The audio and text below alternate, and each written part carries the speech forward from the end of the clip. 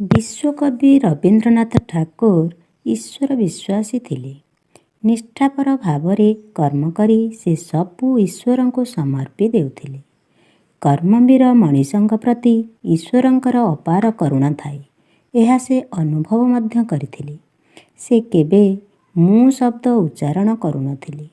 ମୁଁ ଅମୁକ କରିଛି, ମୁଁ ସମୁକ କରିଛି, ନିଜେ ନିଜର ପରିଚୟ ପ୍ରଦାନ କରନ୍ତି ନାହିଁ। ବିଶ୍ୱକବି ହୋଇ ମଧ୍ୟ ଦେଖେଇ ହେବା ଭଳି ଦୁର୍ଗୁଣ ତାଙ୍କ ପାଖରେ ନଥିଲା।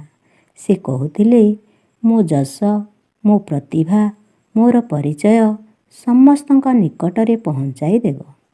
ଈଶ୍ୱରଙ୍କୁ ଡାକି କର୍ତ୍ତବ୍ୟ କରିଯାଉଥିଲେ ସଫଳତା ନିଶ୍ଚୟ ମିଳିବ।